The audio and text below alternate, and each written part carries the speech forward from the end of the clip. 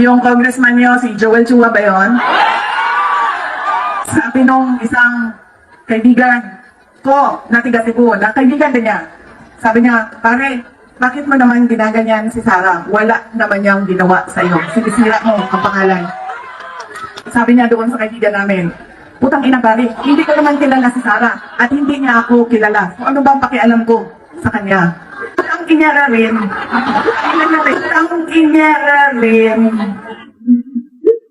nandito ako ngayon sa distrito niya. Nagpapakilala ako sa inyong lahat. Ako, si Sara Duterte. Kaya ko makipag-away sa kanal sa Mindanao. Sanay kami sa wala. Kaya, walang mawawala sa akin. Kung dalhin ko ang away na ito dito sa kanal ng distrito. Sa mga tausog diri, mga Maranao, kinsa mga Bisaya, kalimot ha, pag-abot sa adlaw sa Minili ay butangin na ninyo og zero si Chua. Sino yung mga Maranao dyan sa likod kanina? Kayo na bahala kay Tore.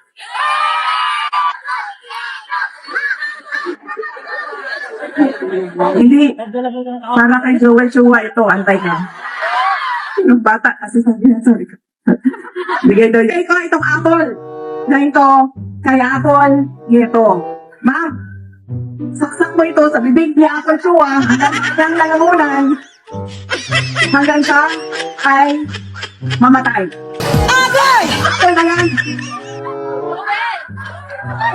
Ilagay mo kay Snow White Joel Chua. Diba si Snow White, kumain ng apple, tapos nabilaukan. Kuliligyan kita niya. Pinatuon sa bibig niya. Kaya si Joel Chua ba? Ano ka may-ari na king-pin? Ha? Hindi. Kasi yun, talaga niya yung lagi ng hopya niya doon sa House of Representatives. Tapos pinamimigay niya ng mga tao. Pag may hearing, pinamimigay niya. Nung pumunta ako doon sa hearing, nila, nakaupo ako doon, hindi na iba't ibang kulay ng MVP. Pagdating sa akin, yung bigyan ng hopya. Na?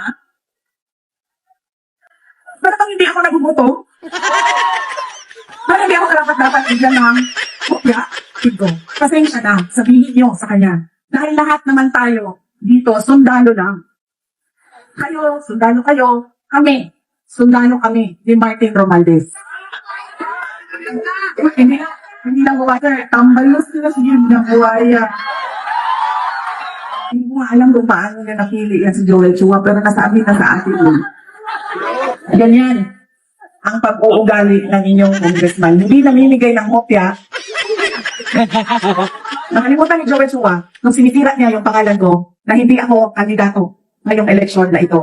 Walang mawawala sa akin. Wala na nga ng pangalan mo dahil kinuha nila.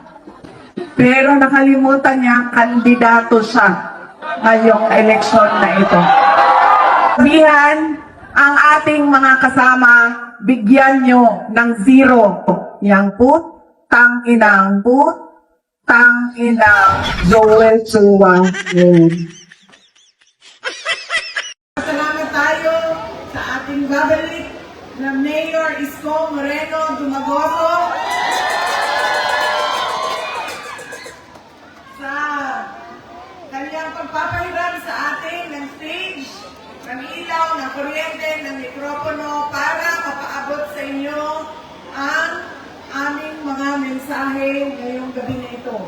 Pangalawang pagpapasalamat ay sa inyong lahat, mga kababayan, dahil marami sa inyo ang hindi pa kumakain, hindi pa nagluto, pero nandito ka, galing pa sa trabaho, pero nandito kayo para makinig sa amin at sa aming mga mensahe para sa bayan. Maraming salamat po sa inyong lahat.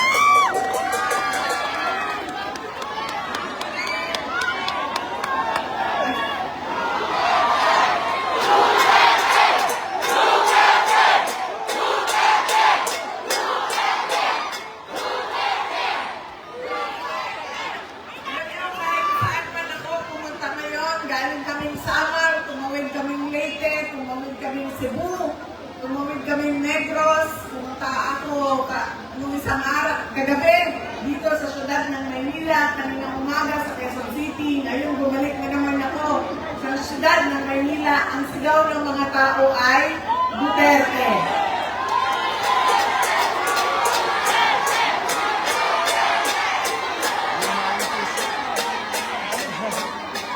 Baka lang po, nakakalimutan ninyo na hindi po ako kandidato ngayong eleksyon na ito.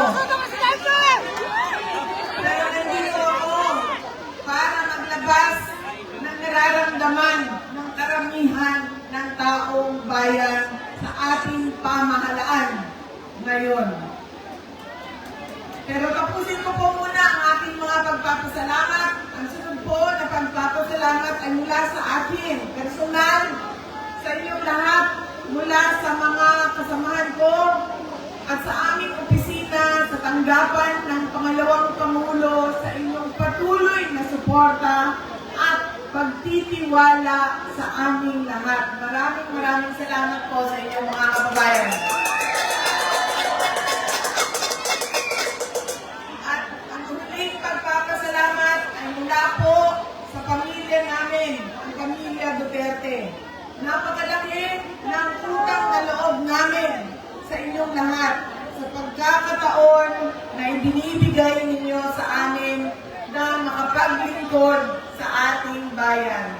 Dako, kaayo, ang amuang utang na kabubutong gaminyong tanan sa oportunidad na hinahatag ninyo kanamo ang mga nakaservisyo sa ato ang nasod. Daghan kaayong salamat. Daghang salamat. Alam nyo, marami sa ating mga problema ngayon ay dahil sa ugali nating mga Pilipino kung paano tayo pumipili ng leader ng ating mga komunidad at ng ating bayan. Una na ugali ng Pilipino ay kung sino yung nagpapatawa sa kanila, sumasayaw, kumakanta, na-entertain sila, ayun ang naaalala nila pagpupo nila doon sa presinto, sa voting precinct natin.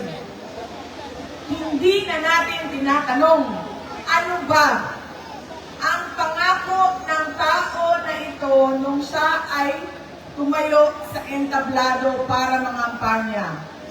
Tinupad ba niya ang kanyang pangako? Yan ang ugali natin. Maganda sa paningin, sumasayaw, na-entertain ako, naaaliw ako sa kanya, iboboto ko siya. Hindi na natin tinanong. Noong ba ikaw ay nangako na 20 pesos ang kilo ng bigas ay tinupad mo ba?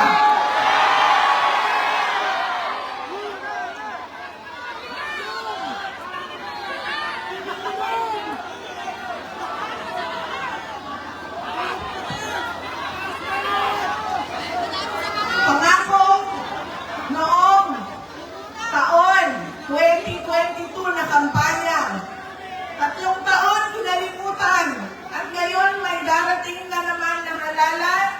Meron na naman tayo tunog 20 pesos na bigas doon sa Visayas. Na para ba nakalimutan na ang Luzon at Mindanao dahil hinahabol ang boto ng Visayas. Yan ang ugali natin. Hindi na natin tinatanong kung tumayo ka ba, binigay mo ba yung pangako mo. Pangalawang ugali ng mga Pilipino sa pagpili ng kanilang mga leader. Galing sa pamilyang mga politiko, galing sa sikat na apelyido, na endorso ng sikat at mahal natin na tao ay automatic ang boto natin. Hindi dahil Duterte yan, ay automatic ang boto ninyo. Dapat tinitingnan din ninyo ano ba ang kapasidad at abilidad ng tao na ito. Duterte ka, pero ano ang kaya mong gawin para sa bayan? Kailangan ko banggitin na ang congressman ninyo dito, sa distrito,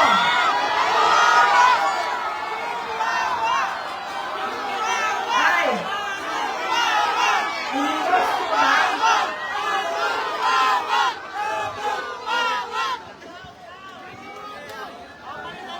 Dalawa na tayo na budol. ang sapon, na, automatic yung boto natin, sikat, endorse na sikat, galing sa pamilya ng mga politiko ni Duterte, ang boto natin yan.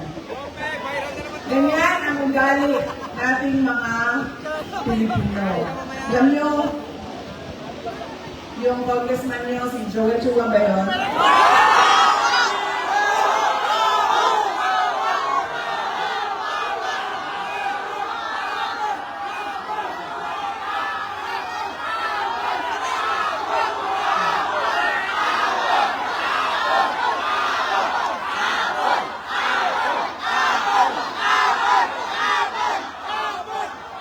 Sabi nung isang kaibigan ko na tiga Cebu, na kaibigan din yan. Sabi niya, pare, bakit mo naman ginaganyan si Sarah? Wala naman niyang ginawa sa iyo. Sinisira mo ang pangalan.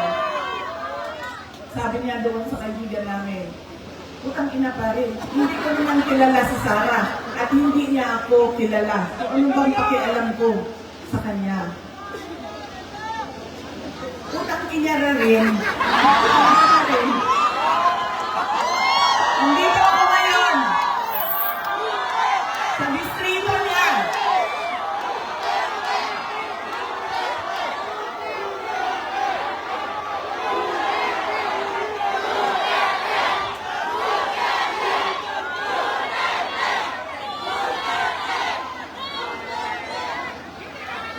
Nagpapakilala ako sa inyong lahat. Ako, si Sara Duterte. Kaya ko makipag-away sa kanal.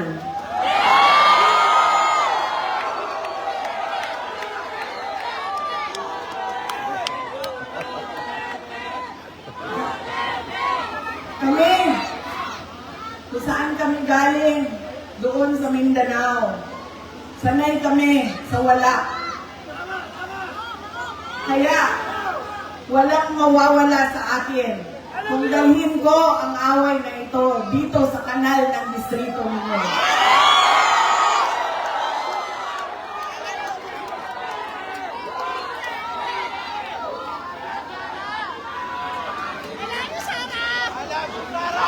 Mga sis, saan kayo galing?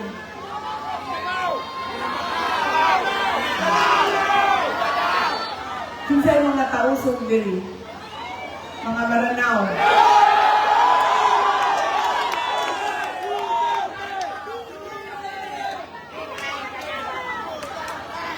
Kinsay mga Bisaya.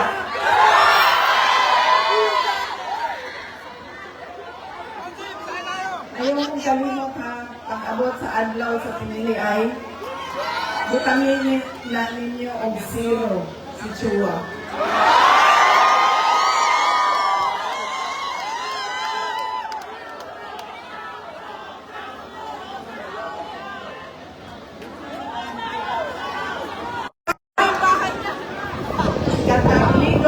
Pamilyang politiko, automatic ang boto natin. Pangatlo ang dali ng mga Pilipino sa pagbili ng kanilang mga leader.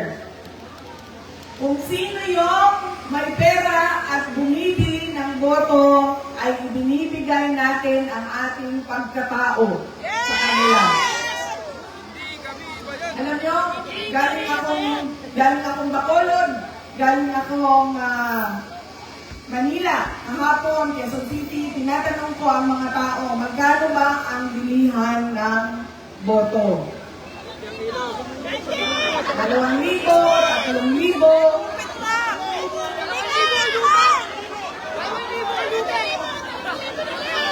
Meron pang bilihan ng boto na tawag ay kupad.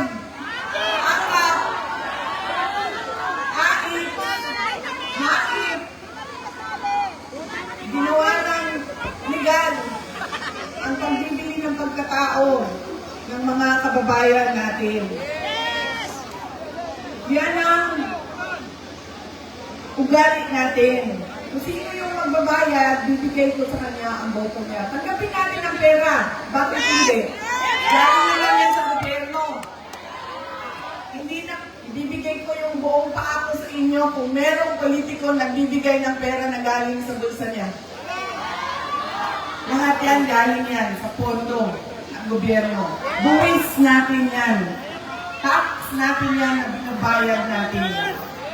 Tanggapin niyo ang pera. Pero, pag-isipan nyo, dapat ba itong tao na ito na maging leader ng aming komunidad? Dahil, pag binibigyan natin ang boto natin, at hindi natin pinag-iisipan ang ating initiate na pangalan, babalik na naman tayo doon sa hindi ko na kailangan ibigay ang pangako ko sa inyo habang ako ay nangangampanya dahil binayaran na kita para sa boto mo. Ano pa ba ang obligasyon ko sa iyo? Bayad ka para bumoto sa akin. So bakit pa ako magbibigay ng tama at totoong serbisyo? Kami doon sa syudad ng Davao, hindi kami naglalagay kailanman ng budget na pambili ng boto.